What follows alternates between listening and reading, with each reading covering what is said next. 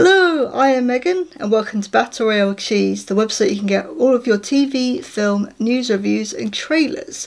And it is spooky month, it is October, so I thought let's do horror films this month. There is going to be one non-horror film review next week, which is going to be finally The Wild Robot, the latest DreamWorks animated film.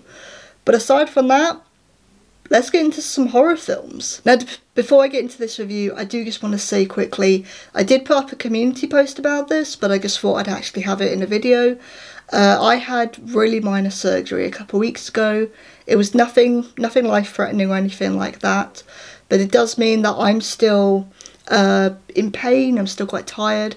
So I apologise if I look a bit of a mess sometimes in these videos this month. The other thing that I'll say as well, just quickly, is that I did put on the community post as well that there'll be 2 videos this week. I'll try and get one out tomorrow, but I can't make any promises. It will depend on how I'm feeling per day. So I'll try and get 2 out next week and see what happens and go from there. But with all that said and done, let's get into one of my yearly Halloween watches. Trick or Treat is written and directed by Mike Doherty and was released in 2007. This is an anthology film set on Halloween night in an American suburb and has 4 intertwining stories. So yeah, this is one of my Halloween watches purely because it incorporates so much of the Halloween tropes, what to expect on Halloween. You know, you've got pumpkins, you've got people in traditional costumes. There's all these different monsters and creatures all happening on the same night. And yeah, I love this film. I'm a big fan of anthology films, but just like with the found footage films, I always feel like not all of them are executed very well. And this one is really well done. I think the big part of that is because usually with anthology films you have like a main story and then it goes off into another story. But with this one, they are intertwined. Everything is happening at the same time on the same night. So technically this one doesn't have a wraparound story because they're all wraparound stories. You do get to the end and everyone returns back to this suburb after they've gone off to where they've been, where the story has taken place. And yeah, it really shows that there isn't really a wraparound story and everything, yeah, really does connect together. It could be argued that Sam, who is the main mascot of the film, he's the demon of Halloween. He's adorable until you see what he really looks like. But he's adorable, but you could argue that him and the neighbour's story is the wraparound story. But then again, they're also connected to each other. Yeah, it's difficult to sort of figure out what the wraparound story is, but I think that's what really makes this work. Everything feels important. And each of the stories are really well made. There isn't actually a bad one in here. If I was to argue about what one was the weakest one, I could say it was with the group of school kids who take their friend, let's say, trick-or-treating, and then find out that actually they go to this cliff where the story is that all the parents of the town paid the bus driver money to drive their essentially disabled and problematic kids off a cliff and killed them. And their ghosts now reside at the bottom of this cliff. And it could be argued that that's probably the weakest one, but at the same time, it's really well written. All of the stories here are really well written. My favourite one is involving these teenage girls who are getting their costumes, and most of them are dressed up in really, you know, mean girls, slutty type costumes. And then there's a younger girl who's quite shy. She's dressed as Little Red Riding Hood. And she's talking about, she's nervous about her first time. And I am going to spoil this film because I want to fully talk about it. It has been out since 2007.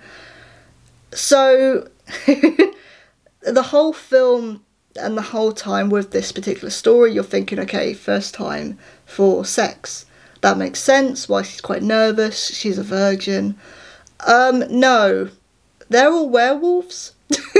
And her first time is her first transformation, her first kill.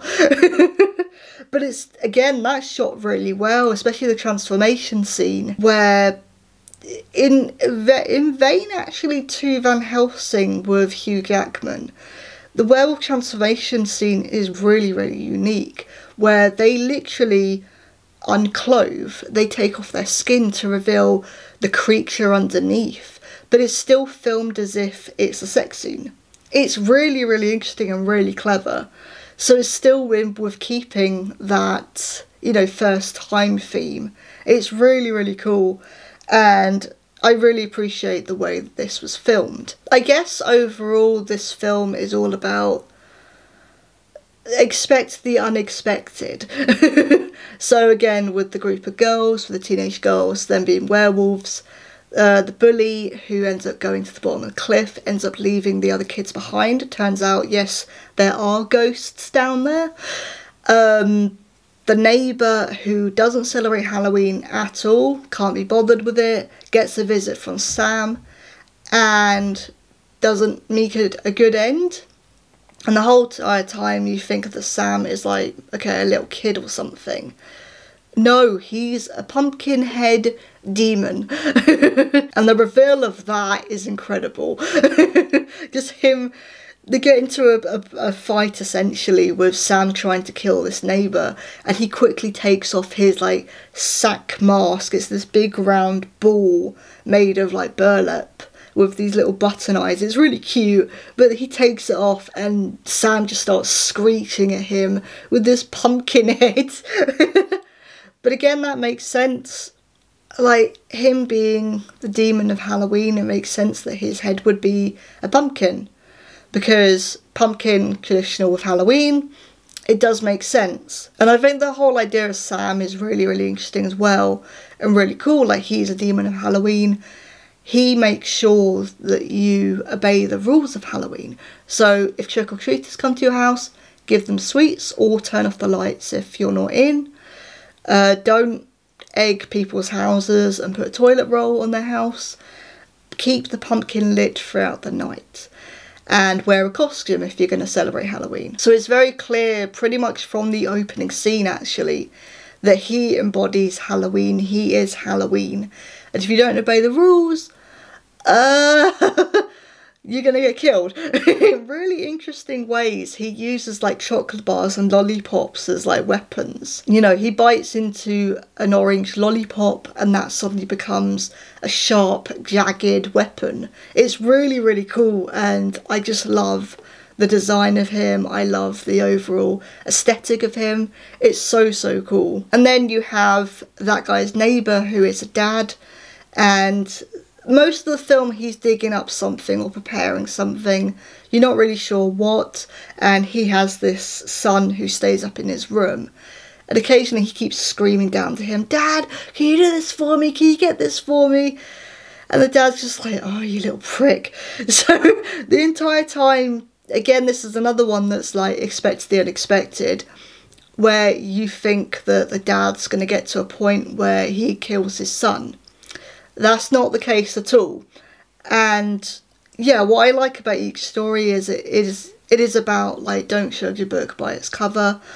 Things aren't as they seem, which makes sense with the theme of this being set on Halloween night. Things aren't as they seem. You know, this is the night where traditionally the barrier between demons and monsters and Earth disappear.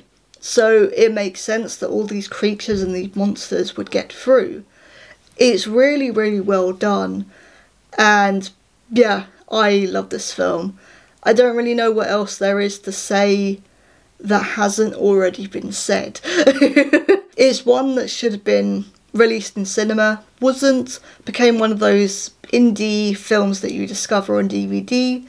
And I'm so glad I did. But yeah, I thought it would be fun to start off the spooky month with Trick or Treat. I apologise, it's a lot brighter. I should be sort of filming these during the night, shouldn't I really? Instead of during the day. It's way too bright for spooky month. But yeah, I thought I'd start off the month with a Halloween tradition, a Halloween watch of mine. And it's definitely Halloween filled. So yeah. But I was Megan. Welcome to Spooky Month. And this was Battle Royale with Cheese. See you soon.